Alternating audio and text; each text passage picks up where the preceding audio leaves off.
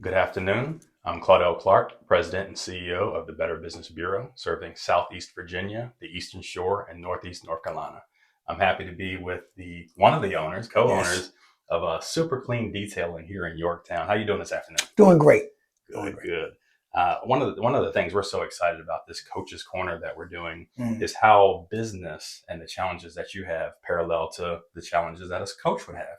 exactly. A few people know I was a former coach before some years before I took this role. So Okay. with my staff, I'm always talking about how sports and business go together. But enough about what I have to say. We want to hear about what you have to say. So we have a few Yeah. questions for you Okay, though. and your wife and co-owner.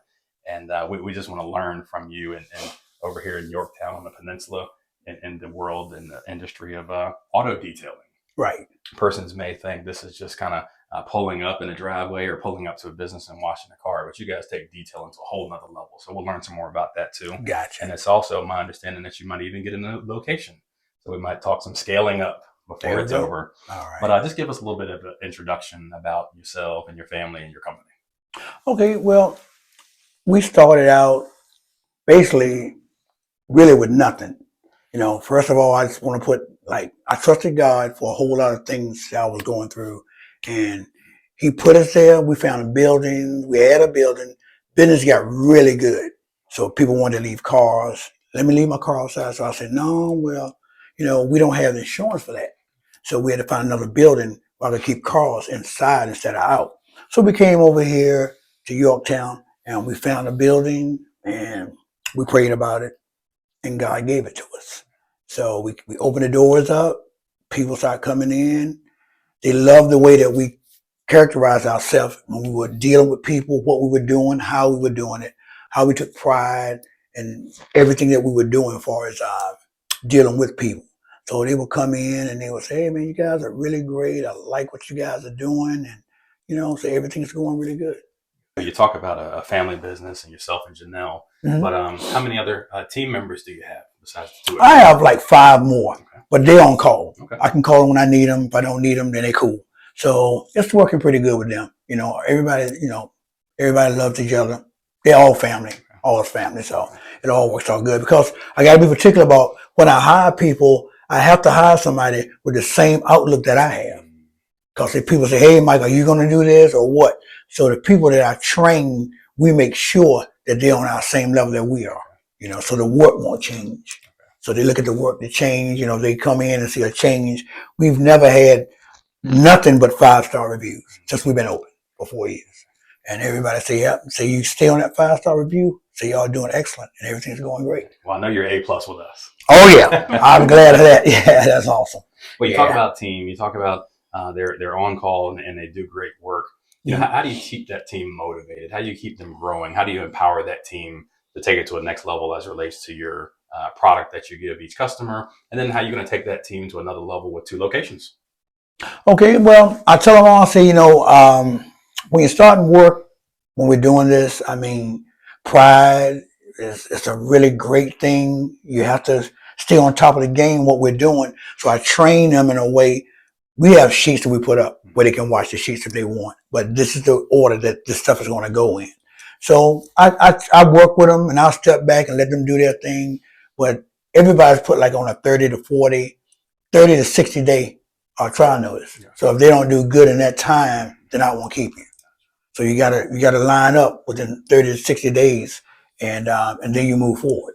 But all the people that I have, they're coming along really, really good. Because one time I had a guy, he came in and he had like $40,000 on his car seat. I was vacuuming that day. So I found it. I pushed and I felt real knot, a knot or something. I said, what is that? So I stuck my hand on it and it was like this. So I took it out and I called my wife. I said, well, what are we going to do? I said, they got this under the seat. So I took pictures of it to protect myself and what we were doing. And when he came in, I said, hey, I found this under your car seat. And he said, oh, man, you found my stash. I said, yeah, we got it. But it worked out good. He paid and said, thank you so much for, retrieving the money and turning it back over to me or whatever. Like I said, there was no problem. I said, because my business is worth more to me than any amount of money you have on your seat because I take pride in what we do.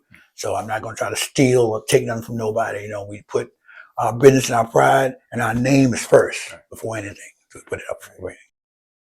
As we continue on this segment of the Coach's Corner, I'm here with Janell, the co-owner of Super Clean Detailing here in Yorktown, Virginia. How are you doing this afternoon? Good. Good. We just had such great dialogue in the first part of our segment with your husband.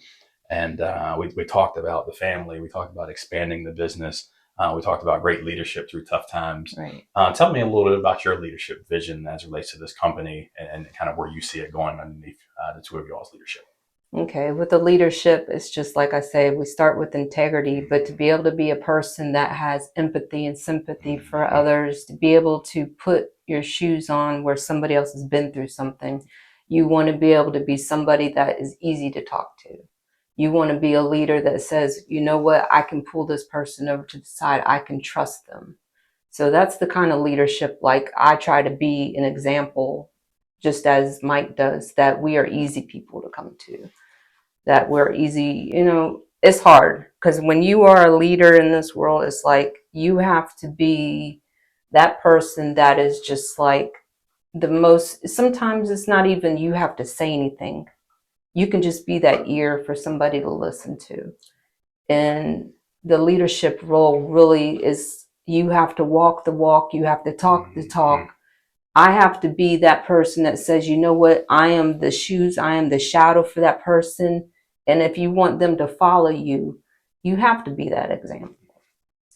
Right. So certainly leading by example, and then even servant leadership. Right. So, you know, you had to serve those persons. Tell me about performance. How do you define success for the company? And then how do you define success for those persons who work with you and for you? So success for the company, I have like in my office, my storyboard. So when you do social media, we're on Facebook, we're on TikTok, we're on Instagram, we're on the YouTube channel, we have Google, we're with the BBB. And so it's just like all the words that are left from the customers, their words is our story. Not what Janell and Mike says, not the video, not anything I'm sitting here talking to you. It's them. It's the referrals that go out. So that's based on how you see your company be successful is when you see the 5-star. When you go and say, you know what, it's 54 reviews. I asked my customer yesterday, will you be number 55? So it's keeping those referrals with the customer's referrals and getting that customer to come back and leave the review for you. Certainly. So exemplary customer service and those customer reviews. And then what kind of demands or what kind of success metrics do you put on your employees? Like the task for them is, we set a spirit of excellence. So when you set that spirit of excellence, then they will see that there's nothing expected more than that. Not perfection, but excellence. And the difference between excellence is meaning you gave your best versus perfection means there's no error for mistake. Nothing is going to be perfect. But when you see something that needs to be done, go ahead and do it. And we work alongside our employees. It's not that if they can't get a stain out or they can't get that chemical to work right, we're not going to move them out of the way.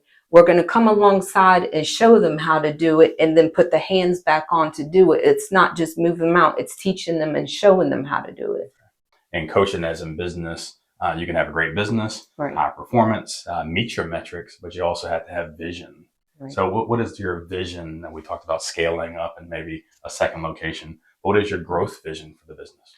Our growth vision is to have another location, to be able to own a building, to be a people that have, to be a difference, to make a difference in society, to be able to take our brand. We actually have our logo here, which is the Buckethead Man, to be able to get him into a full mascot.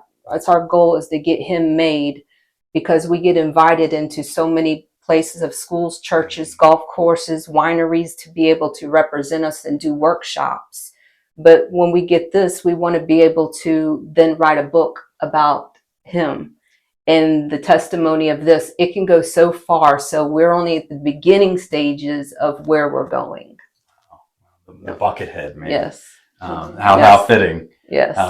He came up with that, right? Yes. Yes. He came up with him a long time. So we have the Buckethead Man. So our goal is eventually to have, you know, just to say he has an S on his chest, but what will his name be? Because he will be a hero. But he's going to be heroes, you know, for girls and for guys, because I bring my girls alongside that they can do this too. Right. They can do this too. Yes. That's right. Well, that's just really neat. And as we talk about coaching and in business, both a sports team or sports teams and coaching, or excuse me, in business, you know, you want to be involved with the community. So you talked briefly about that, and you talked briefly about some of the requests that you have. You know, what are some of the passion points or some of the things in the community that are near and dear to you all's hearts that you are involved with or that you give to?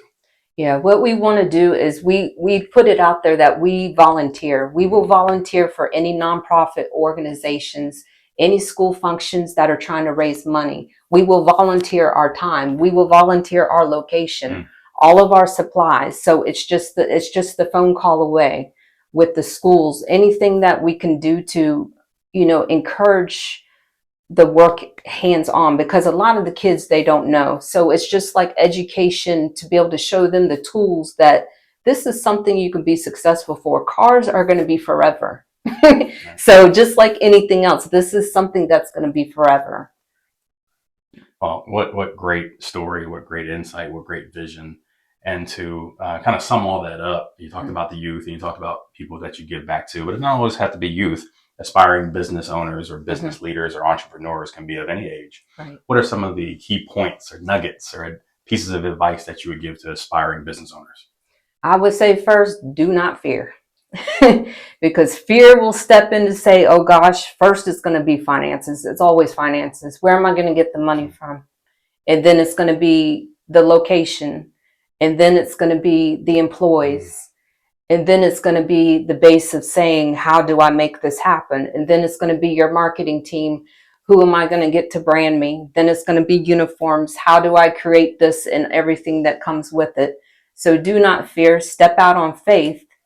And you have to believe in yourself to say, you know what? If you worked in the corporate world, which, you know, all of us at one point did, you can take the corporate world, put it into yourself. Everything you've learned from the corporate world, put it into your business. And you can now treat people the way that you want to be treated every time you hit that clock. And now you get to treat others and grow them the way, and you get to love on them to see them through to be successful. Well, this has just been an amazing story. We've been together before and heard the story, and I got a chance to take photos and present you with a tenured plaque of your accreditation. But it's the first time we've been able to talk in detail, and this truly has been rewarding. Janell, I thank you. Thank you, sir. All right. Yes.